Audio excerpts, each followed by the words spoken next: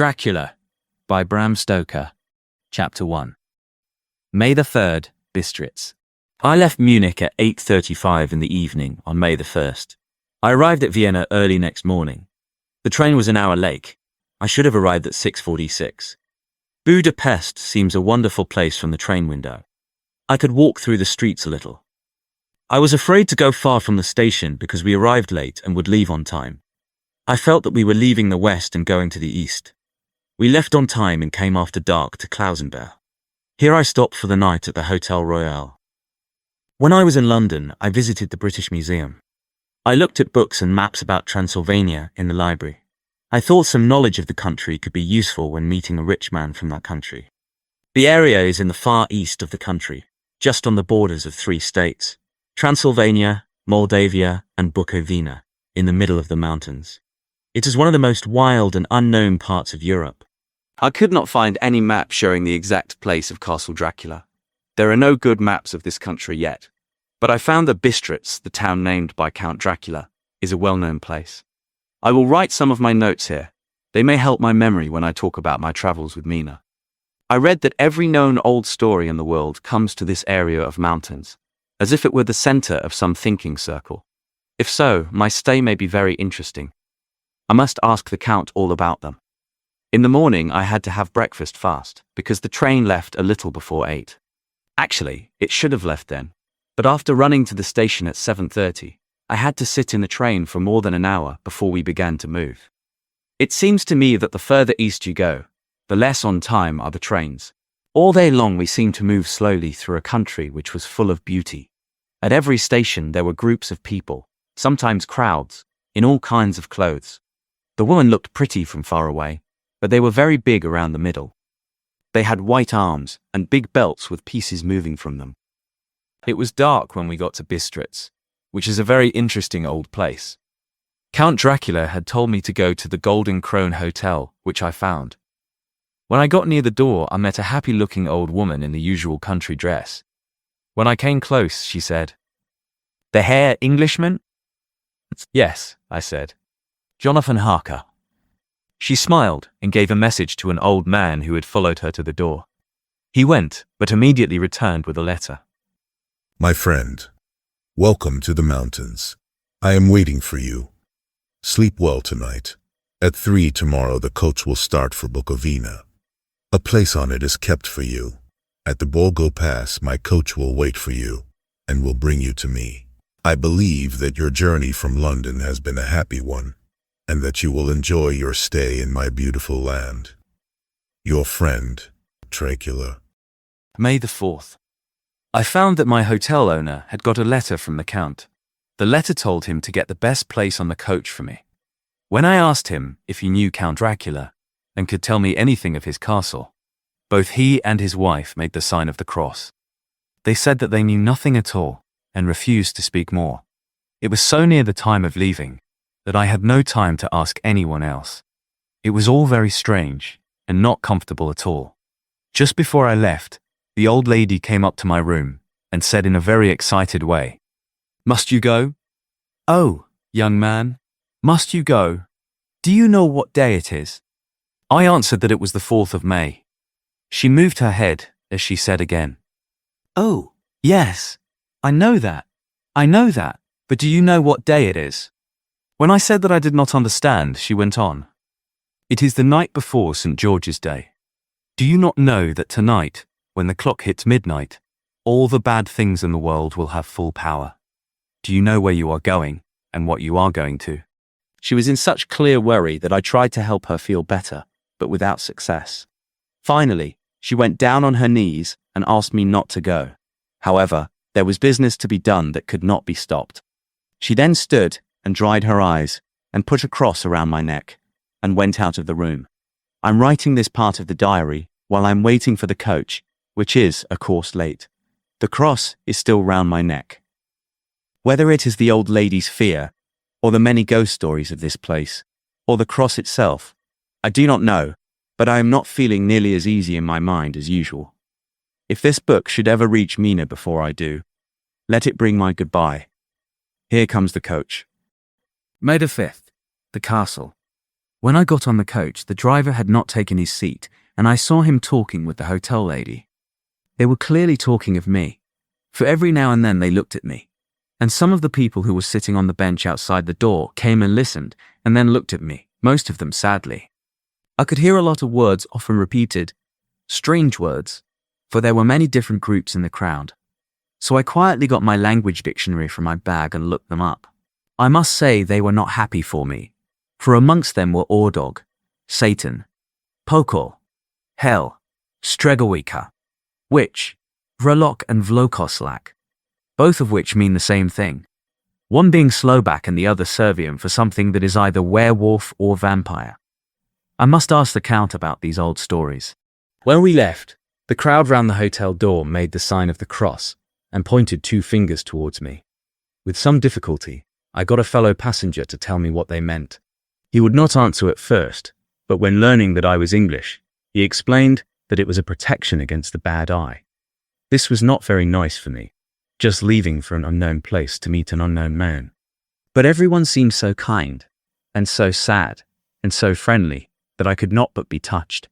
I shall never forget the last view which I had of the hotel yard and its crowd of beautiful people, all crossing themselves as they stood round the wide gate, with its background of rich green of trees in the centre of the yard. Then our driver hit his big whip over his 4 small horses, which ran together, and we started our journey. I soon lost sight and memory of ghost fears in the beauty of the scene as we drove along. Before us lay a green land full of forests and woods, with high hills and farmhouses. The road was rough, but still we seemed to fly over it with excited hurry. I could not understand then what the hurry meant, but the driver wanted to reach Bogo Prund as soon as possible. I was travelling through the Carpathian Mountains. The green hills looked beautiful. The mountains were tall and had many colours: blue, purple, green, and brown. I could see white waterfalls falling between the rocks. My travel companion pointed to a very tall mountain covered with snow. "Look, Istensek," he shouted. "God's seat." He made the sign of the cross. We kept travelling. The sun was setting and everything became darker. The snowy mountains still glowed with a soft pink light. On the road, we saw local people, Czechs and Slovaks. They wore very beautiful clothes. There were many crosses along the road. All the people made the sign of the cross when we passed by. Some people were kneeling and praying, and they didn't look at us. It got colder when night came, and grey clouds moved between the mountains like ghosts. The hills were so steep that the horses went very slowly. I wanted to walk, but the driver said, "No, no, you must not walk here. The dogs are too dangerous."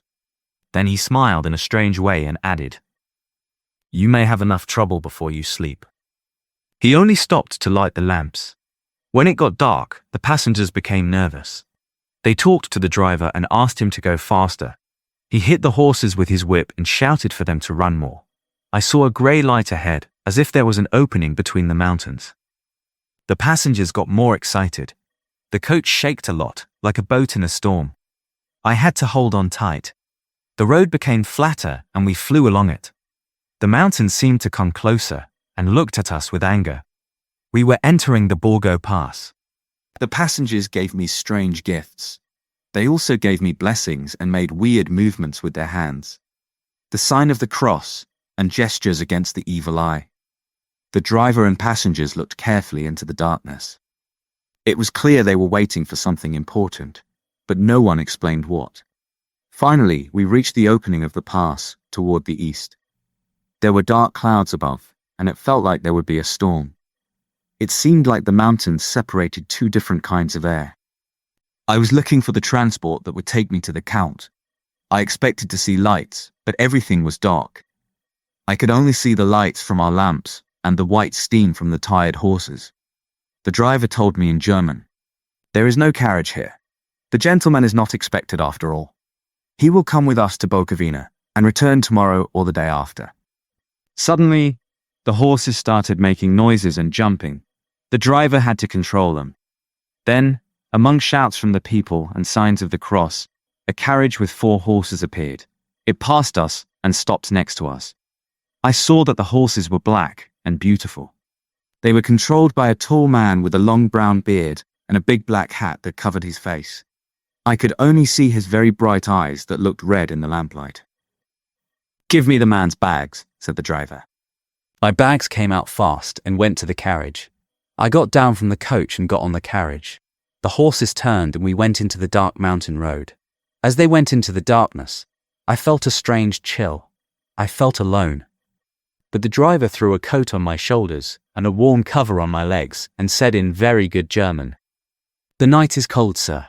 My master the Count told me to take care of you. There is a bottle of drink under the seat if you want it."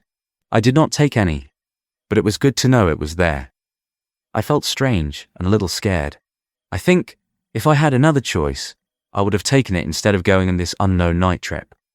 Later, because I wanted to know what time it was, I lit a match and looked at my watch. It was almost 12 at night. This gave me a shock because I suppose the general fear about midnight got bigger because of my recent experiences. I waited with a sense of dread. Then, far away in the distance, from the mountains on each side of us, began a loud and sharp sound, that of wolves. This affected both the horses and me in the same way. I wanted to jump from the carriage and run. In a few minutes, however, my ears got used to the sound, and the horses became quiet enough so the driver could get down and stand in front of them. He touched and calmed them and said something quietly in their ears. Under his touch, they became easy to control again. The driver took his seat again and started off at great speed. Soon we were surrounded by trees, and great rocks guarded us on each side. It got colder, and fine powdery snow began to fall, so that soon we and everything around us were covered with a white cover. The sound of the wolves seemed nearer and nearer, as if they were closing around us from every side. Suddenly, away on our left, I saw a weak blue flame. The driver saw it at the same moment. He at once stopped the horses and, jumping to the ground, disappeared into the darkness. During his absence, the horses began to shake worse than ever and to make sounds of fear. I could not see any reason for it, because the sound of the wolves had stopped completely. But just then, the moon appeared behind some black clouds, and by its light, I saw around us a ring of wolves, with white teeth and red tongues hanging out, with long, strong legs and rough hair. They were 100 times more terrible in the serious silence which held them than even when they made sounds. I felt a sort of inability to move from fear. It is only when a man feels himself face to face with such horrors that he can understand their true meaning. All at once, the wolves began to make sounds as if the moonlight had had some special effect on them.